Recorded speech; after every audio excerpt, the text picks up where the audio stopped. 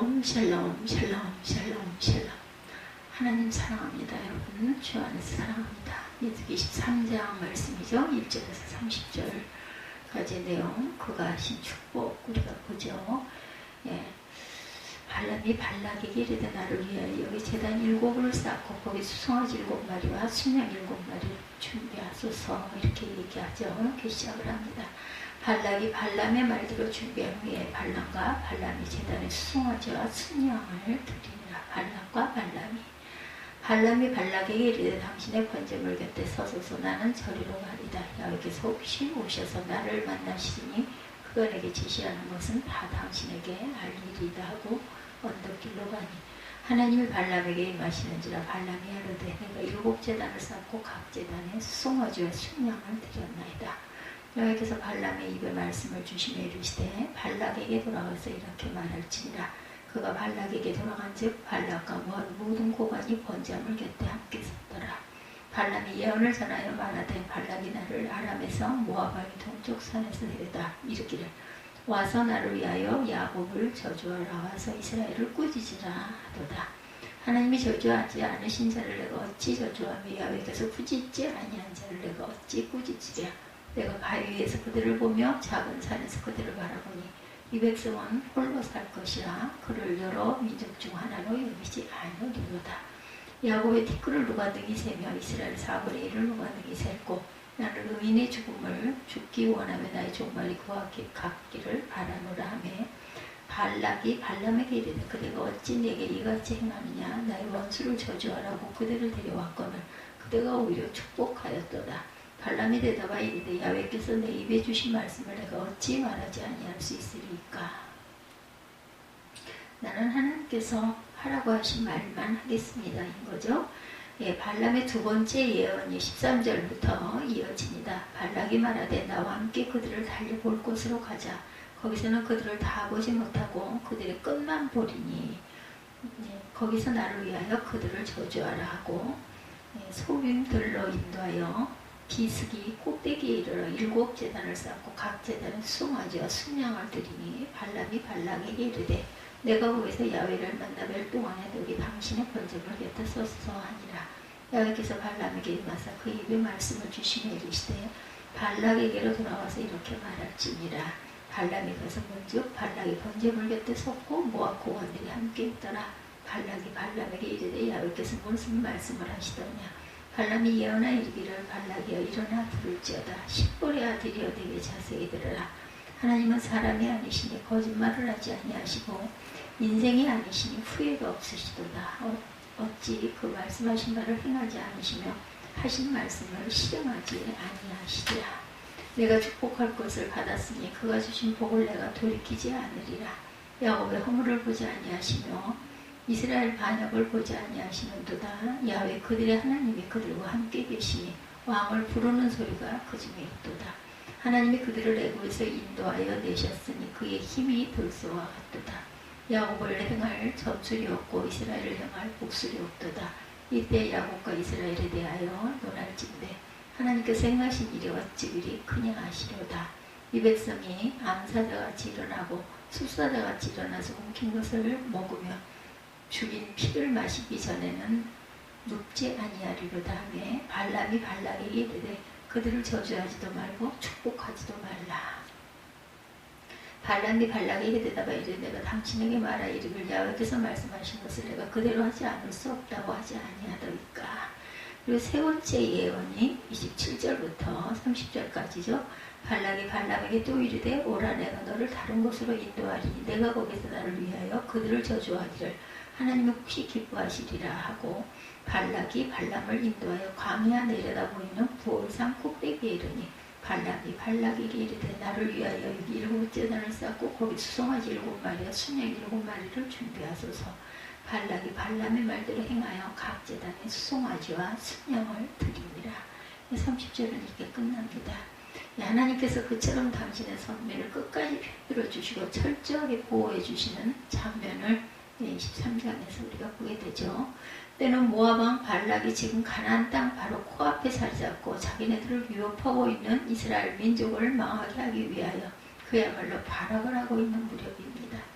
그렇지만 이스라엘에게 크게 다행스러웠던 것은 그들의 하나님 야훼께서 자기 백성 이스라엘에게 베풀어 주시는 선하심과 인자하심은 그 모압 왕 발락의 악한 열심보다 비교도 안 될 정도로 훨씬 높았다는 사실입니다. 당신의 백성을 세상의 악한 세력으로부터 보호하시기 위한 하나님의 열성이 얼마나 완강했던지 결국 이방 선지자 발람마저 완전히 손들어버릴 수밖에 없었던 그런 내용들이죠. 저와 여러분은 발락과 발람을 상대로 당신의 선민 이스라엘을 감싸주시고 편들어 주시던 하나님의 신의와 사랑을 통해서 이 시대에 성도와 교회를 위하여 변함없이 베풀어 주시는 하나님의 은혜와 축복이 무엇인지를 함께 상고해 봅니다. 하나님께서는 당신만은 유일한 신으로 섬기는 선민을 그 누구도 저주하지 못하게 하시는 신실한 분이시죠. 이 세상에서 성도와 교회가 결코 망할 수 없는 이유는 하나님께서 그 성도들을 통해서 영광을 받으시고 그들을 백해 놓으셨기 때문이다. 하지만 이런 사실을 알리 없는 모압 왕 발락이었던 까닭에 이는 이스라엘에 어찌하든지 하나님께로부터 저주받게 하려고 온갖 힘을 다 씁니다. 1절부터 6절까지 발람이 발락이 이렇게 시작되죠. 그리고 마지막 6절에 그가 발락에게로 돌아간 즉 발락과 모압 모든 귀족이 번제물 곁에 함께 섰더라. 모압 왕 발락은 시점 일관 이스라엘을 저주하는 문제에 대하여 하나님과 흥정을 할 수 있는 것으로 생각을 합니다. 더 정확하게 말하면 자기 나라에서 소위 가장 신통한 선지자라는 발람만 적당히 구슬리면 그를 통해 이스라엘의 신이라는 야훼 하나님의 마음까지 자기 뜻대로 조종할 수 있을 것이다. 이런 착각에 빠져있던 거죠. 그래서 22장 36절 이하에 나오듯이 발락은 일부러 멀리 모압 변경에 끝까지 나가서 발람을 몸소 영접을 합니다. 이스라엘을 저주하는 일만 잘해주면 두둑한 복제는 물론이고 그대를 높여 존귀케 해주겠다는데 온갖 사탕 발림을 다 동원하죠.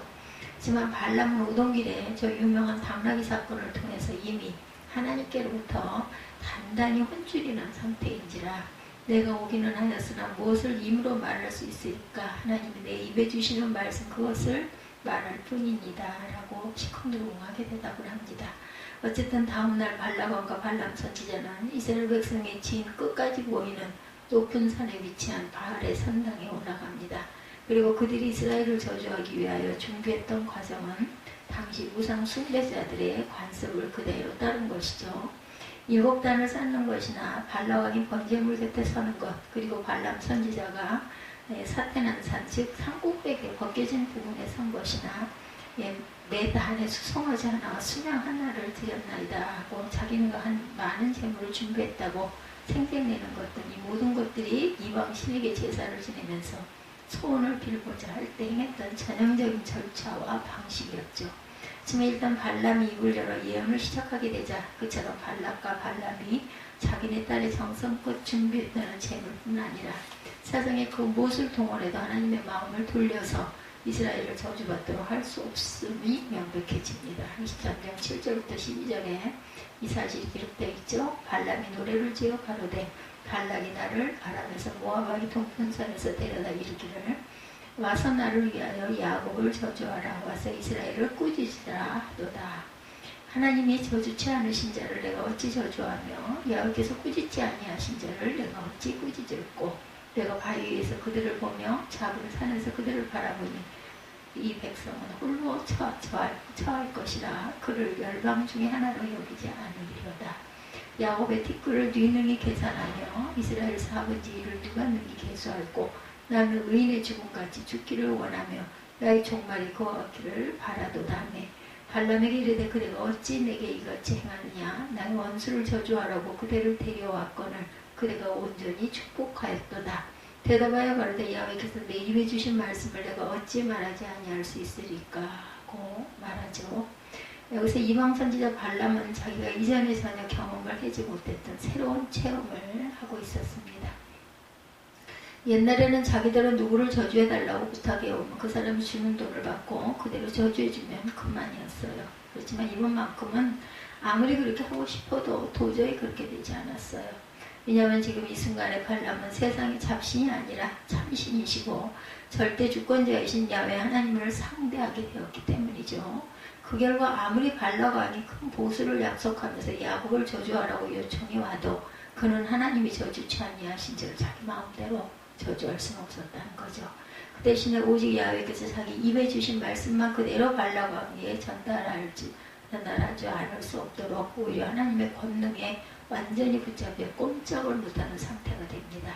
그렇다면 하나님께서 이방 선지자 발람을 그처럼 주권적으로 주장하시면서 이스라엘을 모압 왕 발락의 악한 계교로부터 막아주신 이유는 무엇이었을까요? 9절에서 우리는 그 대답을 찾습니다. 이스라엘 백성은 바로 홀로 처하는 백성이며 스스로를 열방 중에 하나로 여기지 않는 백성이었기 때문이다. 이 표현들은 이스라엘 하나님 섬기는 법은 이방신이 우상을 섬기는 방법과는 다르고 유별나다, 확실하다라는 것이죠. 구별되었다라는 것입니다. 여러 신을 번갈아가며 편리한 대로 모시던 우상 숭배자들과는 달리 이스라엘은 오직 야훼 스스로 계신 자 대신 하나님 한 분만을 유일신으로 섬기는 아주 특별한 백성들이다. 신의 존재의 의의를 사람의 소원 성취 수단으로 찾는 우상 숭배자들과는 달리 이스라엘 민족은 자신의 존재의 의의를 하나님을 섬기는 데서 찾는 특별한 백성, 선민들이다. 그런 이스라엘 민족이란 적어도 종교 생활에 있어서는 홀로서기를 하는 백성이었고 열방들과는 너무나 별다른 백성이었던 것입니다. 그래서 이스라엘은 그 어느 누구도 감히 저주할 수 없을 정도가 아니라 오히려 능히 계산할 수 없을 정도로 성장하고 남들이 부러워할 의인의 종말까지 누리는 축복의 가도를 달릴 수밖에 없었다. 하나님께서 그처럼 당신만을 유일한 참 신으로 믿고 섬기는 이스라엘을 결코 저버릴 수가 없으셨기 때문이다. 그러니 모압 왕 발락이 아무리 구판을 벌이고 제사를 지내고 이스라엘을 저주하려고 해도 그런 것은 그야말로 아무런 소용이 없는 것이 됐다라는 겁니다.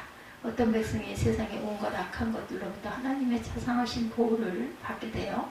이것은 바로 야훼 하나님만을 유일신으로 믿는 신앙의 문제에서만큼은 세상에서 홀로 처할 줄 아는 성도들이다. 어떤 민족이 전지전능하신 하나님께서 베풀어 주시는 완벽한 은혜의 품 안에 거할 수가 있겠는가? 적어도 하나님을 마음과 정성과 뜻과 힘을 다해 섬기고 따르는 자세에 있어서만큼은 다른 신을 섬기는 우상 종교인들과는 다른 모습으로 나타낼 줄 아는 교회인 것이라는 것. 사람이 왕따를 당하게 되는 것은 누구에게나 두려운 일입니다. 남들로부터 독불장군이라는 소리 듣는 건 누구에게나 기분 나쁜 일이죠. 근데 바로 그런 걱정 때문에 기독교 신앙을 다른 종교와 비슷하게 맞춰보려고 애를 쓰는 사람이 참으로 많습니다. 승려들과 손을 잡고 사회에 이바지하는 좋은 일을 함께 할 줄 알아야 도량 있는 기독교인인 것처럼 보이고 랍비들과도 강단을 나눌 줄 아는 정도가 되어야 트윈 목사가 될 수 있다는 생각. 오늘 이 시대에 오히려 기독교의 주주처럼 되어가는 그런 상황이죠. 그런 사람들은 이 세상이 볼 때는 마음이 열린 종교인처럼 보일지 몰라도 하나님께서는 절대로 그렇게 보고 계시지 않다라는 것. 그런 성도나 교회는 하나님께서 보시기에 이미 음녀 바벨론의 잔을 마신 배교자가 될 수 있다라는 겁니다. 인간 사회나 종교계에서 외톨이가 되는 것이 두려워서 하나님에 대한 참된 신앙을 포기하고 타협하면 사람들은 그 곁으로 모여들지 몰라도 하나님께서는 바로 그 순간 즉시 떠나고 만다라는 거죠. 그러나 하나님의 진정한 선민이라면 우상 종교로부터 따돌림을 당하고 홀로 처하는 것을 조금 더 겁내지 말아야 한다. 저와 여러분들은 하나님의 유일신앙 문제에 있어서만큼은 세상에 혼자만 남게 된다 하더라도 한치도 타협하지 않겠다는 그런 순결한 마음을 지켜야 합니다. 하나님을 참신으로 섬기는 정말 기독교인이라면 자신을 열방의 흔한 종교인들 중에 하나로 여기지 않는 것이 결국 독선이 아니라 진실한 신앙 고백이 될 수 있다는 것이죠. 성도 하나님을 똑바로 믿고 섬기다 이 인간 세상에서 외톨이가 되면 하나님께서 바로 그 의인을 두둔해 주시고 보호해 주실 것입니다. 교회가 바른 진리를 지키고 순교적인 선행일체 생활을 행한다고 다른 종교인들로부터 매도를 당하면 하나님께서는 그런 참된 이스라엘을 오히려 계수할 수 없을 정도로 번성케 해주시는 하나님이라는 것. 세상이 우리를 어떻게 본다 하더라도 오직 야훼 한 분만을 유일하신 참신으로 믿고 고백함으로 그렇게 하나님만을 섬기고 하나님께 영광을 돌리게 하고자 선택해 놓으신 당신의 자녀들을 어떤 원수도 감히 저주하지 못하게 하신 하나님의 은총을 충만히 누리는 저와 여러분들이 되셔야 줄 믿습니다. 두 번째, 하나님께서는 당신의 선민이 범죄할 때도 이미 약속하신 축복을 거두지 아니하시는 하나님이십니다. 당신의 백성을 저주하지 못하게 하시는 정도가 아니라 약속하신 축복을 끝까지 내려주고야 마시는 데 있어서 하나님께서는 시종일관 요지부동이죠. 1차 시도가 실패로 끝난 모압왕 발락은 그래도 포기하지는 않았어요. 13절에서 17절에 발락이 가로되 나와 함께 그들을 달리 볼 곳으로 가자. 거기서 그들을 다 보지 못하고 끝만 보리니 거기서 나를 위하여 그들을 저주하라 하고 소빈들로 인도하여 비스가 꼭대기에 이르러 7단을 쌓고 내 단에 수송아지 하나와 수양 하나를 드리니 발람이 발락에게 이르되 내가 저기서 야훼를 만날 동안에 여기 당신의 번제물 곁에 서소하니라. 여호와께서 발람에게 임하사 그 입에 말씀을 주고 가라사대 발락에게로 돌아와서 이렇게 말할지니라. 발람이 와서 본즉 발락이 번제물 곁에 섰고 모압 귀족들이 함께 있더라.